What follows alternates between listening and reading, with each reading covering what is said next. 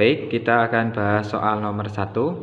Nah, pada soal nomor 1 diketahui adalah garis G dengan garis H itu sejajar, kemudian dipotong oleh garis K. Nah, ini ada dua garis G dan H sejajar, kemudian dipotong oleh satu garis K. Seperti itu ya dari keterangan soal ya. Nah, kita diminta untuk mencari sudut luar berseberangan.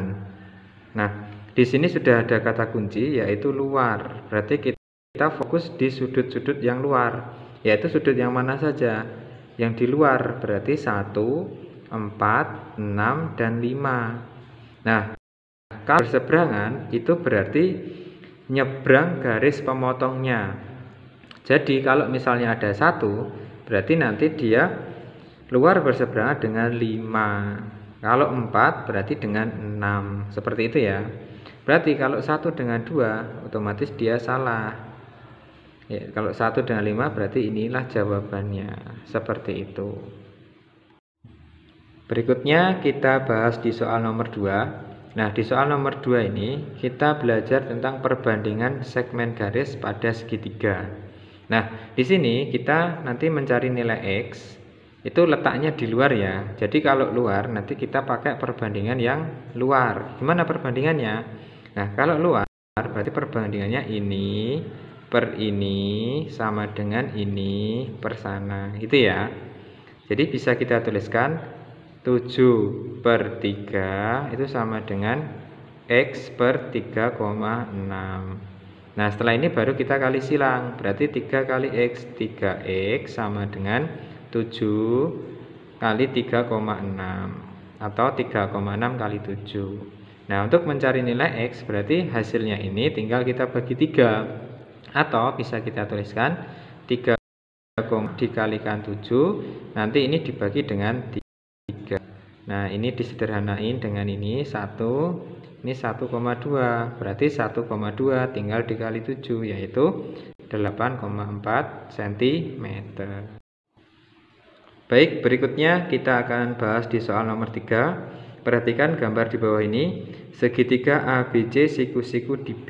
Nah, ABC siku-siku di B ya. Kemudian kita diminta untuk mencari panjang DE. Panjang DE di sini. Nah, panjang DE ini bisa kita misalkan dengan X. Nah, ini kalau perbandingan segmen garis pada segitiga, DE ini letaknya di dalam ya. Nah, maka kita sebut dengan perbandingan dalam. Kalau perbandingan dalam, bagaimana perbandingannya? Yaitu AD per AB sama dengan DE per BC. Seperti itu ya.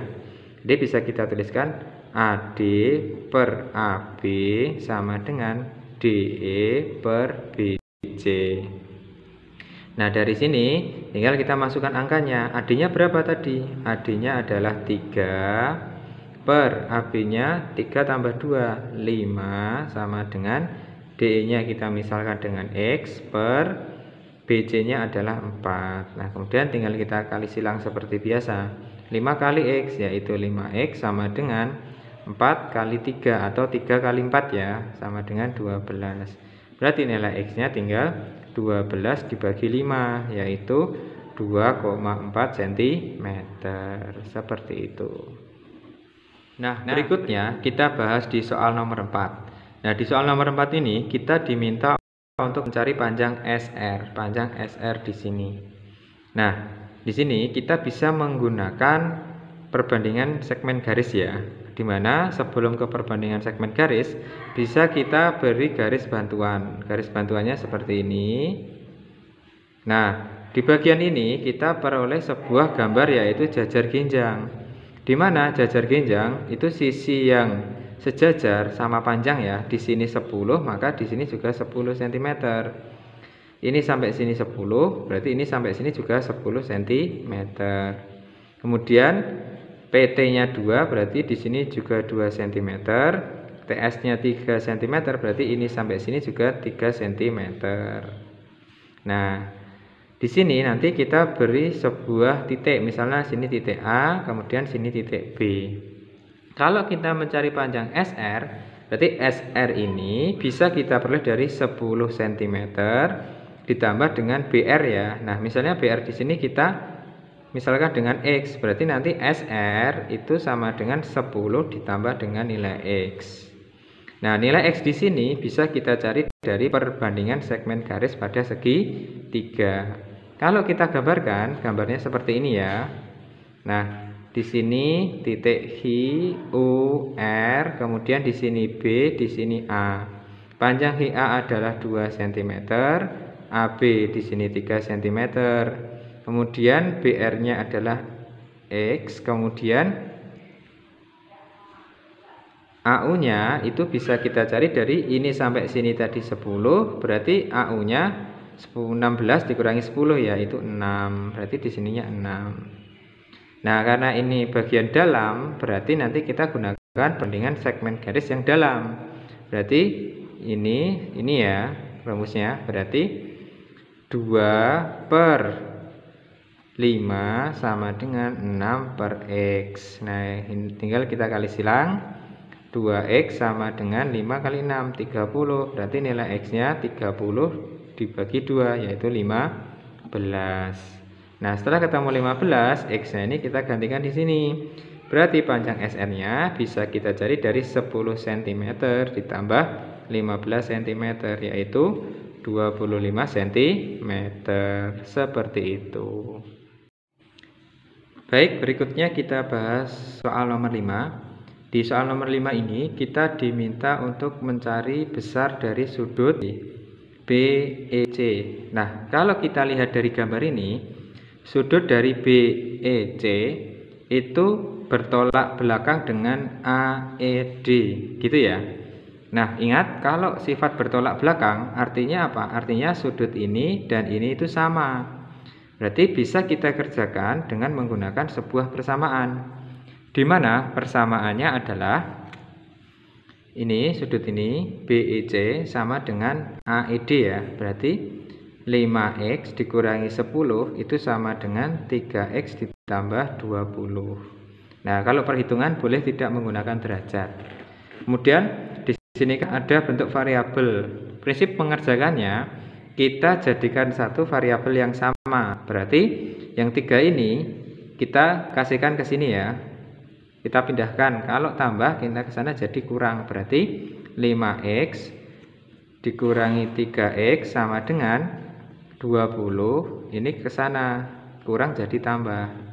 Nah, berarti 5X dikurangi 3X yaitu 2X sama dengan 30. Berarti besar nilai X-nya tinggal 30 dibagi 2, yaitu 15 derajat. Nah, kalau yang dicari adalah besar sudut BEC. Nah, sudut BEC itu adalah 5X dikurangi 10. Berarti nilai X-nya di sini tinggal kita substitusi yang ada di sini atau kita gantikan saja. 5X artinya 5 kali X ya. Berarti di sini 5 kali 15 dikurangi 10. Nah, kita kalikan dulu. 5 kali 15 yaitu 75, tinggal kurangi 10 sama dengan 65 derajat. Seperti itu. Berikutnya soal nomor 6. Dari gambar di atas, besar sudut CAD adalah, nah kita diminta untuk mencari besar CAD.